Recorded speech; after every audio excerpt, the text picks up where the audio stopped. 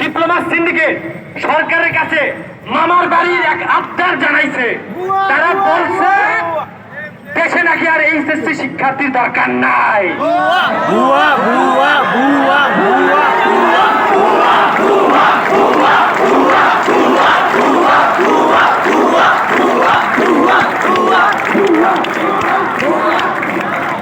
তারা কি বলছে শুনো, তারা বলছে এইচএসসির দরকার নাই, এসএসসির পরে সরাসরি নাকি ডিপ্লোমাতে পড়বে, তারপর নাকি বিএসসি করতে হবে। এটা মামার বাড়ির আবদার না। তারা আরো কি বলছে শুনবা? সবাই এখানে যারা আছো রাত দিন পরিশ্রম করতেছো না, ঘন্টার পর ঘন্টা নিজে লেখাপড়া করতেছো, টিউশনে আমাদের অভিভাবকরা পরিশ্রম করতেছে, তারা কত কষ্ট করে না আমাদের টাকাগুলো দিচ্ছে লেখাপড়া করার জন্য। ডিপ্লোমারা কি চায় জানো? তারা বিশ্ববিদ্যালয়ে পরীক্ষা দিবে, পরীক্ষা দেয় কোনো সমস্যা নাই, কিন্তু কি বলতেছে তারা তাদের জন্য 50% সিট বরাদ্দ চায়, সেখানে ভেড়াই ভেড়াই পরীক্ষা দিয়ে তারা চান্স নিবে।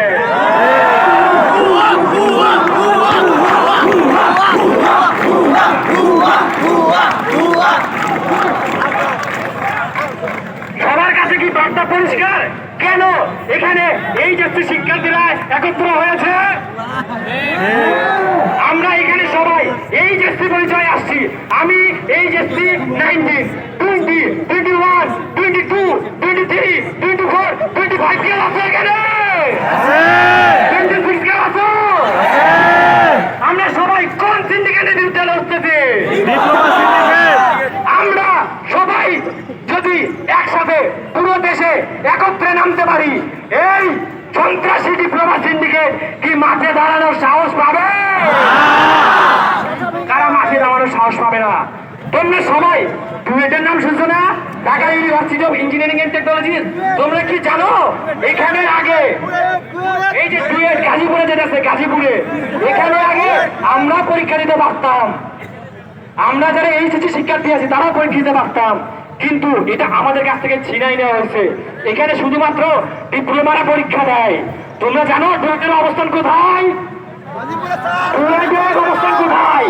ডুয়েটে শুধুমাত্র পলিটেকনিক্যাল স্টুডেন্টরা ভর্তি হয়, যার কারণে ডুয়েটের মান একদম তলানিতে অবস্থান করতেছে।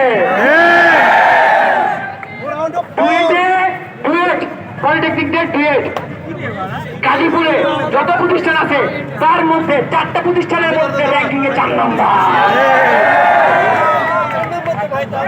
এটা কি সেম না? ভুয়া ভুয়া স্লোগান কি হবে?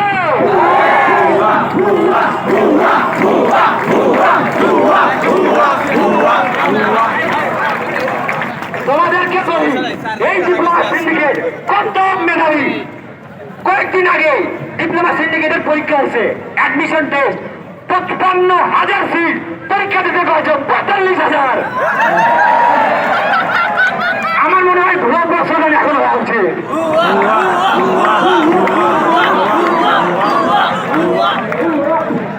আচ্ছা, এই যে এইচএসসিতে আমরা ভর্তি হই কি কারণে? যাতে আমরা হায়ার এডুকেশন গ্রহণ করতে পারি, অনার্স, মাস্টার্স, পিএইচডি করতে পারি। আমাদের টার্গেট থাকে এটা যে আমরা সবচেয়ে বেশি কঠিন পড়াশোনা করবো এবং দেশের যে ভালো ভালো পর্যায়ে চাকরিগুলো আছে সেগুলোতে আমরা স্থান পাবো। কিন্তু বাংলাদেশের নিয়ম হচ্ছে এইরকম, যে যত বেশি পড়াশোনা করবে সে নাকি তত বেশি অযোগ্য বলে বিবেচিত হবে। এই যে তোমরা পড়াশোনা করতেছো না, তোমাদেরকে বলি রিয়ালিটি শোনো, যদি 100% বিএসসির চাকরি থাকে, 100%-এর মধ্যে 85% ডিপ্লোমা কথা। আর আমরা এই যে রাত দিন পড়াশোনা করতেছি শুধুমাত্র ওই 15%-এর ভিতর জন্য। আমাদের পক্ষে কি মুখ বুঝে থাকা সম্ভব এত কিছু জানার পরে? আমরা সবাই এখানে একত্র হয়েছি না?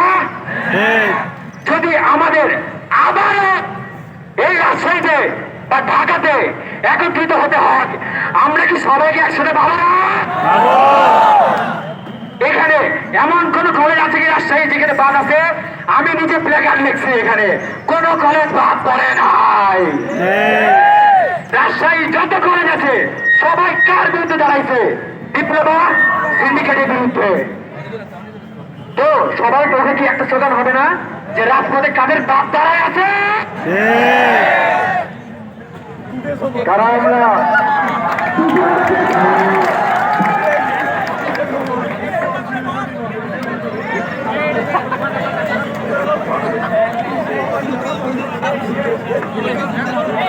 আমাদের কাছে আমাদের রুয়েট সিভিল 88 উপস্থিত আমাদের কাছে কিছু কথা বলার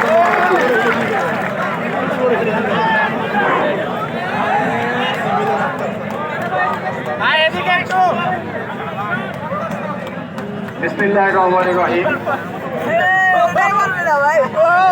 প্রকৌশলী এবং অবস্থান কর্মসূচির যারা এখানে উপস্থিত হয়েছে সকল ছাত্রছাত্রীবৃন্দ, আমাদের কলেজের ছাত্রছাত্রীবৃন্দ, অভিভাবকবৃন্দ, সাংবাদিক ভাই বোনেরা এবং যারা আমাদের এই আন্দোলনে যারা সহযোগিতা করতেছেন, যারা সাপোর্ট করতেছেন, তাদের সকলকে জানাই রক্তিম শুভেচ্ছা এবং অভিনন্দন।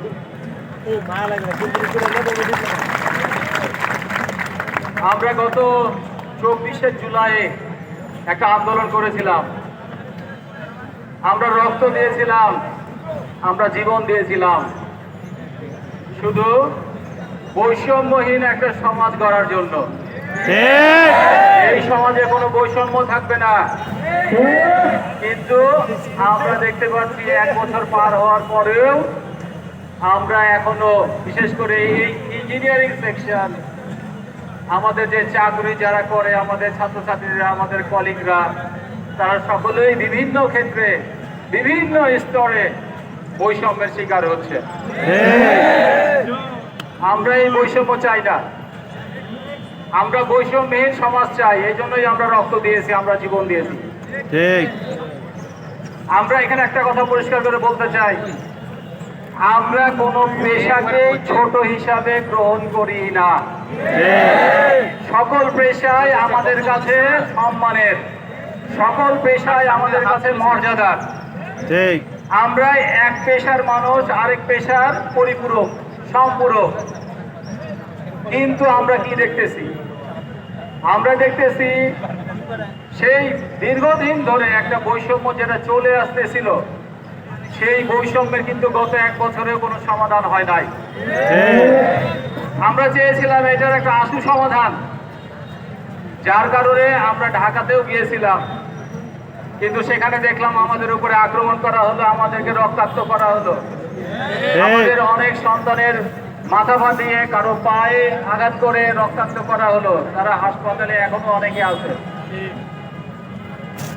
এই বৈষম্য কেন? আমাদের 3টা দাবি ছিল। প্রথম দাবি যে 10ম গ্রেড থেকে 9ম গ্রেডে যে কোটা পদ্ধতি আছে 33% কোটা, এই কোটা উঠিয়ে দিয়ে মেধার ভিত্তিতে 10ম গ্রেড থেকে 9ম গ্রেডে উন্নীত করতে হবে। এই যে 33% কোটা, 9ম গ্রেডটা হচ্ছে 9ম গ্রেড যে কোনো চাকরির ক্ষেত্রে, নট অনলি ইঞ্জিনিয়ারিং, যে কোনো চাকরির ক্ষেত্রে 9ম গ্রেডটা হচ্ছে গ্র্যাজুয়েশন লেভেলের ছাত্রছাত্রীদের গ্রেড, যেখান থেকে শুরু হয়। তাহলে আমরা যারা, আমাদের ভাই বোনরা যারা বা আমার আত্মীয় স্বজন যারা ডিপ্লোমা করতেছেন, ডিপ্লোমা ডিগ্রি অর্জন করতেছেন, তারা কি ডিপ্লোমা ডিগ্রি পাওয়ার পরে বলতে পারবেন যে আই এম এ গ্র্যাজুয়েটেড?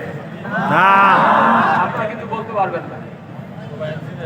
তাহলে প্রথমেই কিন্তু আপনাদের একটা সমস্যা আছে যে আপনাদের এই ডিগ্রিটা কিন্তু গ্র্যাজুয়েশন ডিগ্রি না।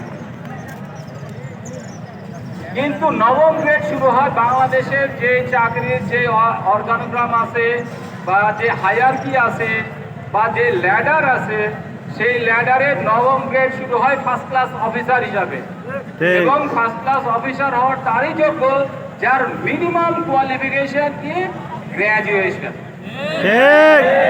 তাহলে আপনারা এখানে পারতেছেন না, তাহলে আপনারা বলতেছেন 33% আমরা অটোভাবে, কিভাবে আপনারা তাহলে 1ম গ্রেডে যাবেন?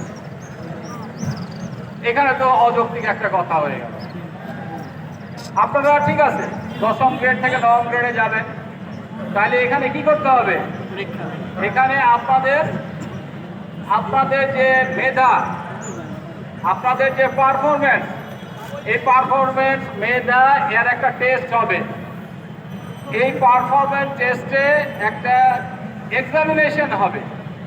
যেই এক্সামিনেশনটা হবে, যে পরীক্ষাটা হবে একটা নিউট্রাল বডির মাধ্যমে, যেখানে বিএসসিরাও অংশগ্রহণ করবে, আপনারাও অংশগ্রহণ করবেন। যদি আপনারা পরীক্ষায় পাশ করেন তাহলে আপনারা 9ম গ্রেডে যাবেন, আমাদের কোনো আপত্তি নাই। ফেল করেন তাহলে বুঝতে হবে যে 10ম গ্রেডে আপনারা যে চাকরি করেছিলেন সেই চাকরিতে আপনাদের যেই ধরনের নলেজ অ্যাকোয়ার করার কথা ছিল আপনারা সেই ধরনের নলেজ অ্যাকোয়ার করতে ব্যর্থ হয়েছে। অতএব এই আপনার যে নলেজ আপনি নাই, কিন্তু আপনি 9ম গ্রেডে যে আপনি 9ম গ্রেড হিসাবে পরিচয় দিবেন, এটা তো অযৌক্তিক একটা কথা। সেই জন্য আমরা বলতেছি যে 9ম গ্রেডে এই ধরনের কোনো কোটা পদ্ধতিতে আপনার আপগ্রেডেশন হবে না, সেটা হবে মেধার ভিত্তিতে, পরীক্ষার ভিত্তিতে।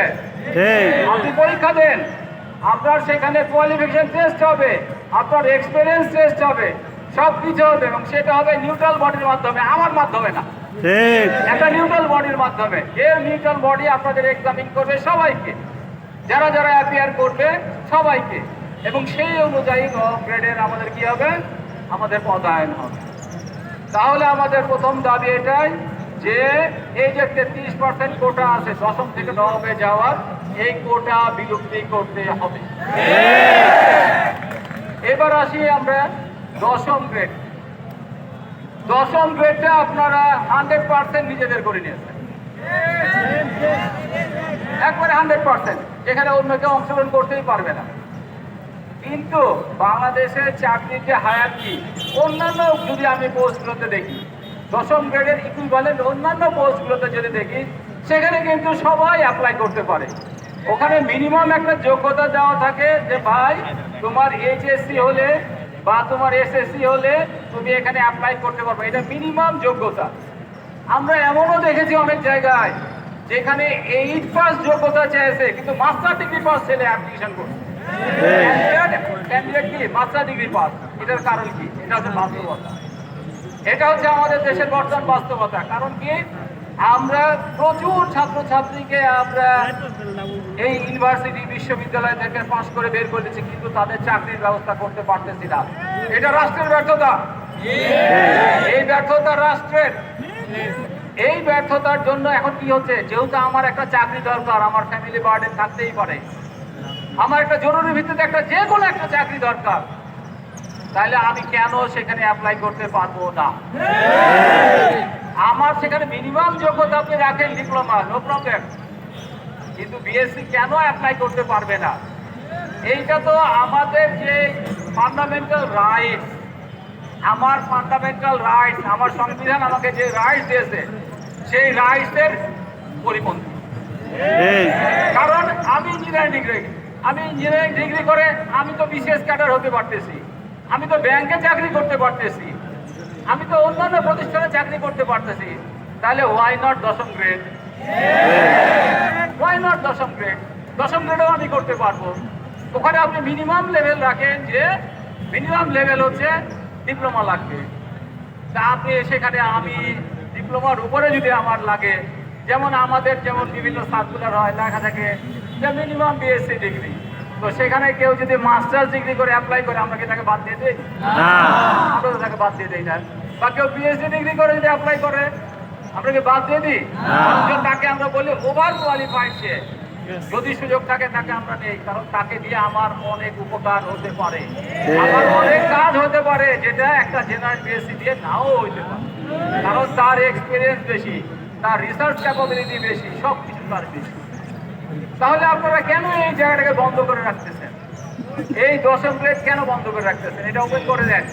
বর্তমান বাস্তবতায়, এক সময় যেটা ছিল সেটা অতীতে কি ছিল সেটা আমাদের দেখার এখন বিষয় না। আমি বর্তমান বাস্তবতা নিয়ে কথা বলতেছি। এখন চাকরির বাজার খুব খারাপ। সারা বিশ্বে কি আছে, এই ডিপ্লোমা এবং বিএসসি রেশিও কত? 1:5, মানে 5 জন যদি ডিপ্লোমা হয়, একজন বিএসসি। আমাদের রেশিও কত? আমাদের রেশিওতে 100-র উপরে।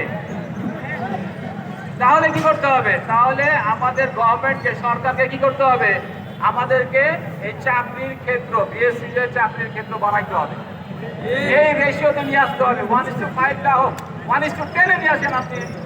10 জন ডিপ্লোমার সাথে একজন বিএসসি ইঞ্জিনিয়ার নিয়ে আসেন। কিন্তু আপনারা তো সেটা করতে পারতেছেন না। তাহলে কেন 10ম গ্রেড আপনারা বন্ধ করে রাখতেছেন? কেন 10ম গ্রেড শুধুমাত্র একটা গোষ্ঠীর জন্য একবারে লক করে রাখতেছেন? এই লকটাকে আনলক করে দিতে হবে। এই লক আনলক করে দেন। পরীক্ষার মাধ্যমে আপনি 10ম গ্রেডে নেন। পরীক্ষার মাধ্যমে সেখানে যদি বিএসসি টিকে বিএসসি টিকবে, সেখানে যদি ডিপ্লোমা টিকে ডিপ্লোমা টিকবে, এবং নিউট্রাল বডির মাধ্যমে আপনি পরীক্ষা নেন, কোনো সমস্যা নেই। কিন্তু এটা করতেই হবে।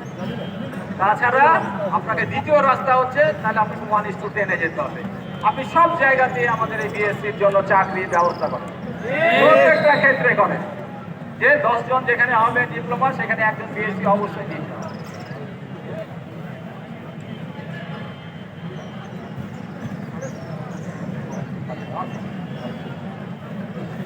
আমাদের তৃতীয় দাবি, এটা ছিল দ্বিতীয় দাবি। দ্বিতীয় দাবি হচ্ছে আমাদের এটা ওপেন করে দিতে হবে। এখানে অন্য কিছু চলবে না, ঠিক আছে? আদারওয়াইজ আমাদেরকে চাকরির ক্ষেত্র সৃষ্টি করে দিতে হবে। আমাদেরকে চাকরির জায়গা দেখাই দিতে হবে যে ঠিক আছে, তুমি 10ম গ্রেড আসো না, কিন্তু তোমার ওই জায়গায় চাকরি আছে, ওকে, নো প্রবলেম, আমরা চলে যাবো। কিন্তু যতদিন না পারবেন ততদিন 10ম গ্রেড ওপেন করো, ওপেন টু অল, এটা আমাদের করতে হবে। এবার আসি তৃতীয় দাবি, যেটা তৃতীয় দাবি ছিল আমাদের, যে বিএসসি ডিগ্রি ছাড়া ইঞ্জিনিয়ার এই শব্দটা লেখা যাবে না নামের আগে। এটা কিন্তু আসলে আমাদের কিন্তু প্রজ্ঞাপনই আছে, এটা কিন্তু সরকারি প্রজ্ঞাপনই আছে যে যারা ডিপ্লোমা প্রকৌশলী হবেন তাদেরকে নামের আগে অবশ্যই ডিপ্লোমা প্রকৌশলী কথাটা লিখতে হবে। কিন্তু আপনারা করতেছেন কি, ডিপ্লোমাটা বাদ দিয়ে এটা করা যাবে না। এটা আমাদের প্রজ্ঞাপন। আপনি সাব অ্যাসিস্ট্যান্ট ইঞ্জিনিয়ার, এই উপসহকারী প্রকৌশলী, এই কথাটা আপনাকে পুরোপুরি ডেজিগনেশন লিখতে হবে। এটা প্রজ্ঞাপনের কথা, যে উপসহকারী প্রকৌশলী, তারপরে আপনার নাম লিখেন অমুক। কিন্তু আপনি কি লিখতেছেন? উপসহকারী বা লিখতেছেন প্রকৌশলী অমুক। মাঝে মধ্যে আমরাই ডিসগাইজ হয়ে যাই যে উনি কি বিএসসি, মানে আমরা একটু কনফিউজ করে যাই, সবাই তো ইঞ্জিনিয়ার। এখন উনি কি আসলে বিএসসি? পরে খোঁজ নিয়ে দেখি একদম পরিচিত, আমার পরিচিত অনেক আছে, সে বলে বেড়ায় তো আমি ইঞ্জিনিয়ার ইঞ্জিনিয়ার ইঞ্জিনিয়ার। তো এখন আমি একবার খোঁজ নিলাম যে আসলে এই ভাইটা কি ইঞ্জিনিয়ার, কোথা থেকে পাস করছে। পরে একজন ভাই উনি কিসে নিচ্ছে, ডিপ্লোমা। অথচ উনি এর আগে আমার কাছে বারবার পরিচয় দিয়েছে আমি ইঞ্জিনিয়ার। তা আমিও বিশ্বাস করে নিয়েছি যে সে হয়তো বা আমাদের যে কোনো 4টা ইউনিভার্সিটি বা 5টা ইউনিভার্সিটির যে কোনো একটা থেকে যে পাস করছে। পরবর্তীতে যখন আমি একটু ডিটেলস করছিলাম, ডিপ্লোমা ইঞ্জিনিয়ার, কিন্তু নামের আগে ইঞ্জিনিয়ার সব জায়গায়। তো যাই হোক, এইটা যেহেতু প্রজ্ঞাপনে আছে আপনাদের, কিন্তু আপনারা যদি, এখানে একটা কথা আছে, যদি আপনারা পরীক্ষা দিয়ে 10ম গ্রেডে পরীক্ষা দিয়ে যদি 9ম গ্রেডে উত্তীর্ণ হতে পারেন, তখন আপনি ইঞ্জিনিয়ার লেখেন, আমার কোনো আপত্তি না, ঠিক আছে? তখন আমার কোনো আপত্তি থাকবে না। 10ম গ্রেডে আপনি পরীক্ষা দিলেন, দিয়ে 9ম গ্রেডে যখন আপনি উন্নীত হলেন পরীক্ষার মাধ্যমে, কম্পিটিটিভ এক্সামিনেশনের মাধ্যমে, তখন ইঞ্জিনিয়ার লিখলে আমার কোনো আপত্তি নাই, আমাদের কারো কোনো আপত্তি, ঠিক আছে? আর আপনারা এখন আরেকটা জিনিস আমি দেখলাম, এটা তো আরো ভয়াবহ। তারা বলতেছে একমুখী ইঞ্জিনিয়ারিং এডুকেশন চালু করতে হবে। ভাই, এটা আমার কি জিনিস? আপনারা বলতেছেন কি জিনিস? যে এসএসসি পাস করবে, পাস করার পর ডিপ্লোমা করবে, ডিপ্লোমার পর বিএসসি করবে। মাঝখানের এই যে কলেজগুলো কই যাবে, এইচএসসি লেভেলগুলো কই যাবে? তো এইগুলো তো পরে কোথা থেকে আসতেছে আমরা জানি না। তো এখানে আমাদের অনেক এসএসসির, এইচএসসির কলেজের অনেক স্টুডেন্ট, ছোট ভাইরা আছে, বোনেরা আছে আমাদের। এইচএসসি লেভেলটা হচ্ছে হায়ার এডুকেশনের একটা বেস, একটা ফান্ডামেন্টাল বেস। এখানে কিন্তু বেস সৃষ্টি হয়। এখানে অনেক কিছু যে সায়েন্সে আমরা যা পড়ি তার অনেক কিছু, মানে ইঞ্জিনিয়ারিং বা জেনারেল বিশ্ববিদ্যালয়ে আমরা যা পড়ি সেটা কিন্তু বেস এখানে অনেকটা তৈরি হয়। এবং এই বিশেষ করে যারা সায়েন্সে, আমরা তো সায়েন্সে সব স্টুডেন্ট সায়েন্স, তাহলে এই যে যারা সায়েন্সে আমরা এইচএসসি পাস করি, আমাদের কিন্তু অনেক কাঠখোট পড়াতে হয়। আমার নিজের মেয়েও, আমার ছোট মেয়েও এবার এইচএসসি দিয়েছে সায়েন্স থেকে, ঠিক আছে? তো এখানে কিন্তু অনেক পড়াশোনা করতে হয়, অনেক কিছু জানতে হয়, তারপরে সে হায়ার এডুকেশনে যায়। আর যারা আমাদের এই যে ডাক্তার বা ইঞ্জিনিয়ার হয়, এই ছাত্রগুলো কিন্তু বা ছাত্রীগুলো তারা কিন্তু সমাজের সবচেয়ে মেধাবী ছাত্র। কি কারণে? এদের কিন্তু স্ক্রিনিং হয় বারবার, এদের মেধার স্ক্রিনিং হয় বারবার।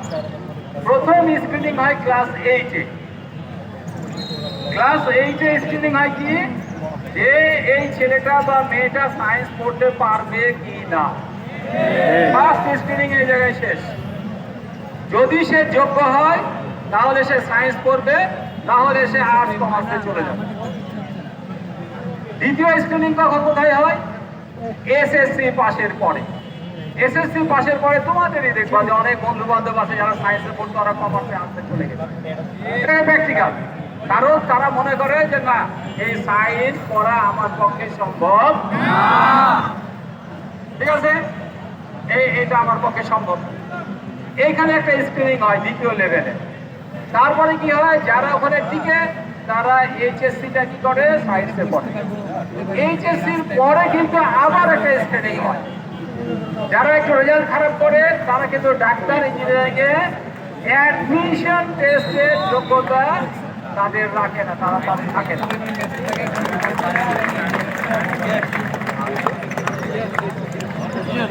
আচ্ছা, আমরা জানতে পারলাম যে আমাদের 23 এবং 24 সিরিজের ছাত্রছাত্রীরা আমাদের সাথে যোগ দিয়েছে। আমরা তাদের সকলকে স্বাগত জানাই।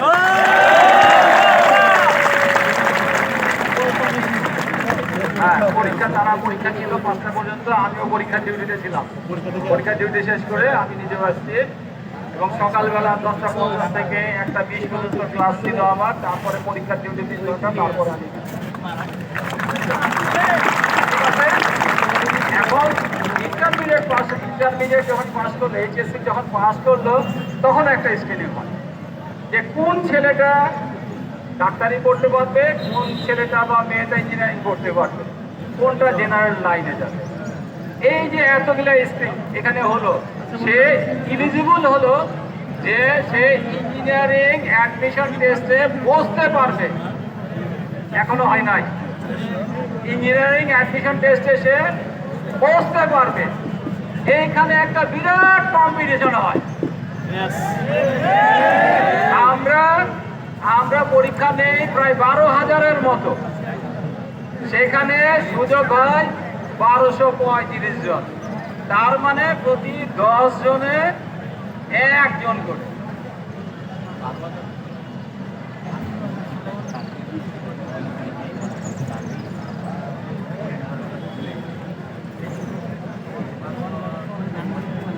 তাহলে এখানে কি হয়, প্রতি 10 জনে 1 জন স্টুডেন্ট। এত কিছুর পরে তারপর তারা এই অ্যাডমিশনের সুযোগ। এখন অ্যাডমিশনের পরে, অ্যাডমিশন পাইলে তো ইঞ্জিনিয়ার, অ্যাডমিশনের পরে এই যে 4 বছর জীবন পেরেশান, লাইফ পেরেশান, ফ্যামিলি নাই, থাকে সেটাও নাই, বাপ মা নাই, সব এক ঘরে করে দিয়ে এই 4 বছর বই নিয়ে বসে থাকতে হয়, ঠিক আছে? ওই পশ্চিম পাড়াতে যাওয়ারও সময় হয় না। বিশেষ করে যারা আমার সিভিলে পড়ে তারা তো ভালো করেই জানে, ঠিক আছে? ল্যাব রিপোর্ট লিখতে লিখতে দিন রাত সব শেষ। ড্রয়িং করতে করতে আমাদেরও হয়েছে, আমার নিজেরও ড্রয়িং করতে করতে ফজর আজান দিতে, ঠিক আছে? তারপরে 6টার সময় বাস ধরে আমি এটা হচ্ছে ইউজুয়াল প্র্যাকটিস আমাদের। এইভাবে করে একটা ছেলে ইঞ্জিনিয়ার হয়। এই ইঞ্জিনিয়ার হওয়ার পর যদি সে দেখে যে যারা নর্মালে পড়াশোনা করে এসে আরামে আরামে চাকরি করতেছে, তখন তো সে তো ডিসপারেট হবেই। সে তো মনোক্ষুণ্ণ হবে। সে তো মনে করবে যে খামাখা লাইফের এই এতটা বছর কাজের নষ্ট করছে, কোনো দরকারই ছিল না। আমি এসএসসি পাশের পর ভর্তি হয়ে যেতাম, এখন চাকরি পেয়ে বিয়ে শাদী করে সংসার করে সবকিছু করতে পারে। কিন্তু এখন বেকার ইঞ্জিনিয়ার কেউ মেয়েও দিতে চায় না। ঠিক আছে,